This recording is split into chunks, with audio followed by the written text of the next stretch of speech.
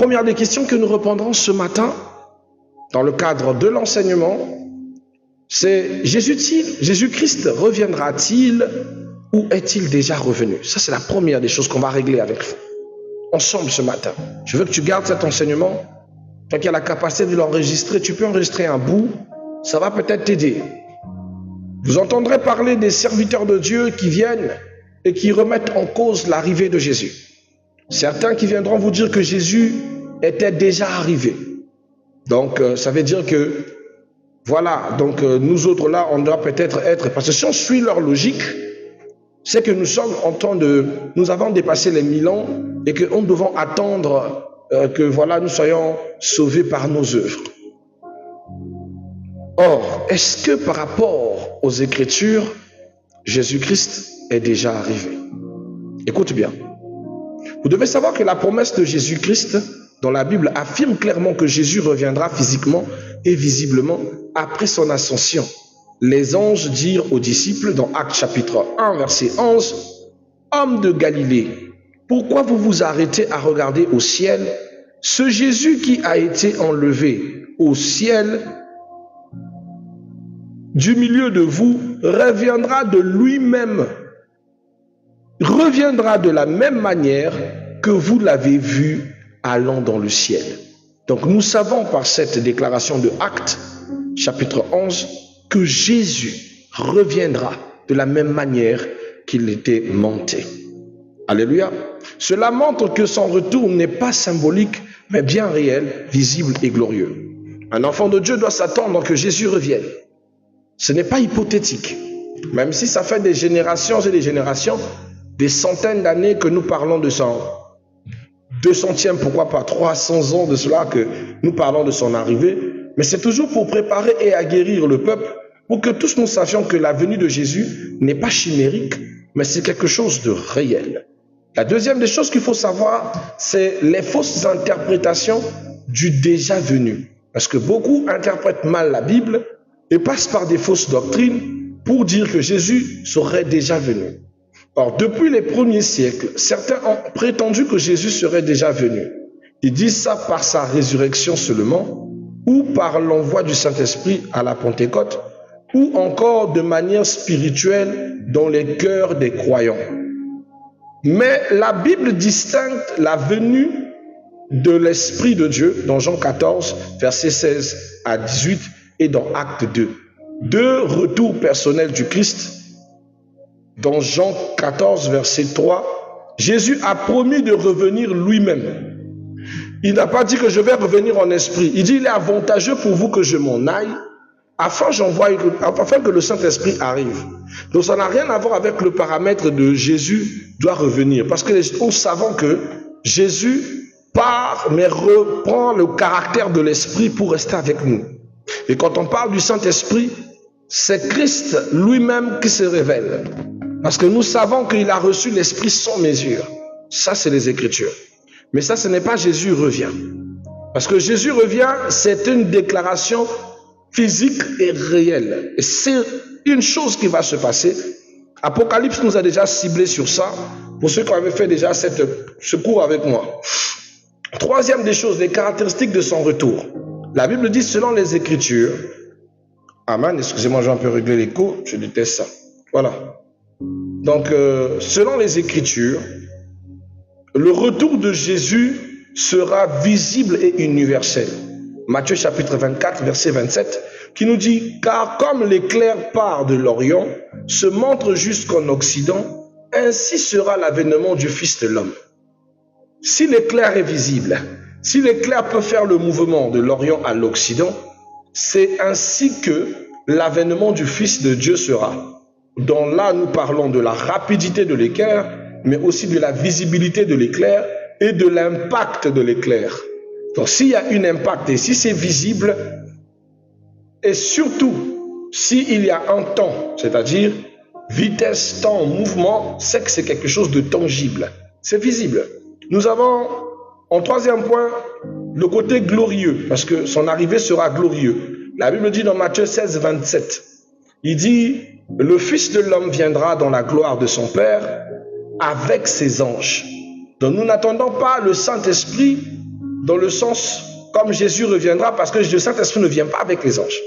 Mais le Fils de l'homme, donc Jésus, reviendra avec les anges. Là, on parle bien pour les connaisseurs de l'avènement ou de l'enlèvement. Alléluia. Accompagné de la résurrection des morts et de jugement. C'est une autre caractéristique de ce que Jésus doit emmener ou arriver avec. La Bible dit, il y aura la résurrection des morts et cela entraînera en jugement.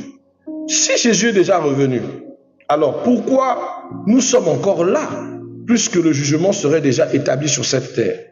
Vous voyez que la logique barbare ou la logique de ces personnes qui enseignent ces principes fallacieux ne tiennent pas la route. Mais le problème, c'est que les enfants de Dieu en donnent beaucoup de considération à ces allégations qui n'ont aucun sens. Alors, comme chacun n'aime pas lire la Bible, je ne sais pas pourquoi les enfants de Dieu préfèrent qu'on lise la Bible à leur place. C'est comme ça qu'ils sont manipulés. 1 Thessaloniciens chapitre 4, versets 16 à 17.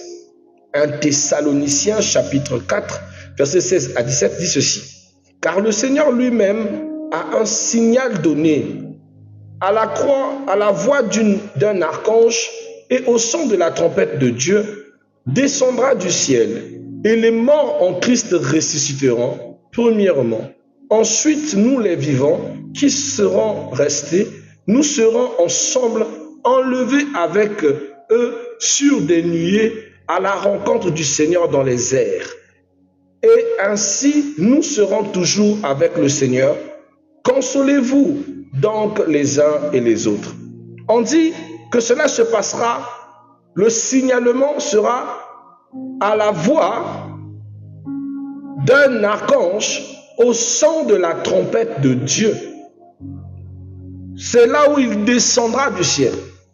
Et on dit que les morts vont ressusciter et nous les vivants serons ensemble avec eux, ravis dans les nuées. Est-ce que les morts ont tous ressuscité? Est-ce que tous les vivants on a ravi dans les cieux selon les Écritures? Pas encore. Alors, pourquoi quelqu'un viendra prendre s'élever pour dire de telles balivernes? Donc je nous en prie, chers bien-aimés, lorsque vous aviez du doute, retournez à la parole pour que vous ne tombiez pas dans le piège des faux pasteurs et surtout des faux prophètes qui sont là pour vous désorienter selon leur pauvre perfidie. Les Écritures sont claires. Alors, j'aime Matthieu chapitre 25, 31. Il est écrit, le Fils de l'homme viendra dans sa gloire avec tous les anges. Il siégera sur le trône de sa gloire. Il viendra dans sa gloire avec les anges. Donc, l'un des signes symboliques de son arrivée, c'est les anges. Quatrième signe de son retour. Jésus a annoncé des signes annonciateurs. Nous avons par exemple des signes qui prouvent que Jésus revient. Dans Matthieu 24, versets 6 à 7, Jésus a parlé de la multiplication des guerres, des famines. Ce sont des signes de l'avènement de Jésus. Jésus a parlé de la prolifération du péché, le revoitisement de l'amour. Nous sommes déjà à ce socle, nous la vivons déjà. Jésus a parlé de l'annonce de l'évangile à toutes les nations. Savez-vous qu'il y a d'autres pays qui n'ont pas encore reçu Jésus-Christ? Oui, il existe encore des pays orientaux qui n'ont pas encore reçu la Sainte Évangile, ou dont les paramètres se bloquent à ce que la Sainte Évangile n'est pas encore entrée. À peine en 2019, j'ai découvert un village à près de 3 heures de route de 45 km qui ne connaissait pas Jésus. J'ai failli perdre la vie là-bas, mais par la grâce de Dieu, nous avons évangélisé ce village. Ça veut dire qu'il y a encore des recoins où les évangélistes n'y vont plus, paralysés par la mauvaise évangile de Satan et par le nouveau système. Il est rare aujourd'hui de voir des évangélistes dans vos rues. Vous tombez plus sur les faux pasteurs, les charlatans qui posent souvent leur baffe pour parler des conneries, faire des prophéties fallacieuses et après, à la fin, c'est de demander de l'argent pour faire des traitements aux gens. Ça, c'est pas l'évangélisation. L'évangélisation, c'était des personnes dévouées qui marchaient dans la fougue, prier pour les malades, annoncer la venue du Seigneur, rappeler les gens à se convertir, parler de l'amour et la bonté du Christ, les annoncer que Jésus les aime. Ils avançaient, ils n'avaient aucun intérêt matériel. Bien qu'ils pouvaient être bénis par les gens, mais ils ne demandaient jamais l'argent. Il n'y a plus d'évangélistes dans la rue. Ces choses ont disparu. Donc nous n'avons pas encore fini d'évangéliser. Donc ce sont des signes, parce que Dieu ne peut pas élever son jugement et son courroux sur un peuple ignorant. C'est très important. Nous avons l'apparition des faux Christ et les faux prophètes.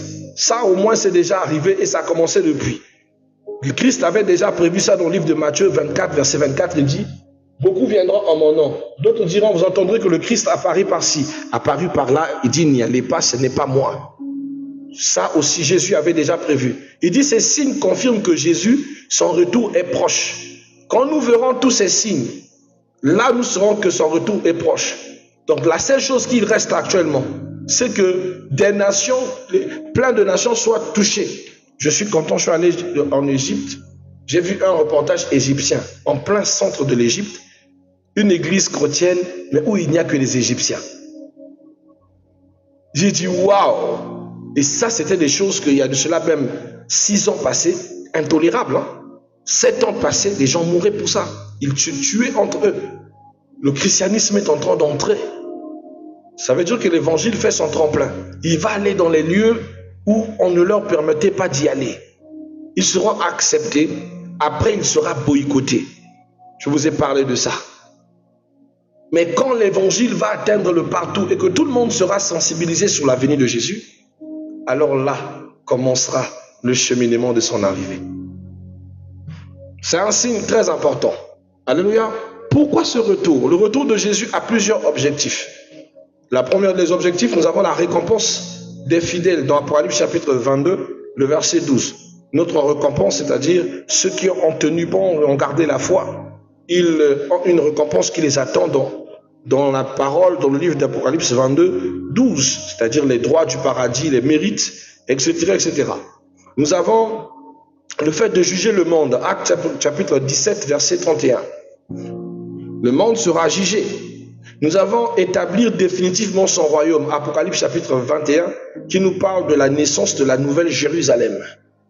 Nous avons mettre fin au mal et à la mort, parce que c'est prévu. Nous avons Corinthiens chapitre 15, 24 à 26, qui nous relate cet objectif du Christ pour son arrivée, changer les choses et nous établir dans un lieu plus paisible. Donc, s'il vous plaît, Jésus n'est pas encore revenu physiquement. Son retour est certain, visible et glorieux. Il marquera la fin de l'histoire humaine telle que nous la connaissons. Les croyants sont donc appelés à veiller, à persévérer dans la foi. Donc, je vous en prie, comme Matthieu 24, verset 42 le dit, veillez donc, puisque vous ne savez pas à quel jour viendra le Seigneur. Veillons, parce que nous ne savons pas quand Jésus viendra. Ça, c'est la première des questions qui vient d'être répondue.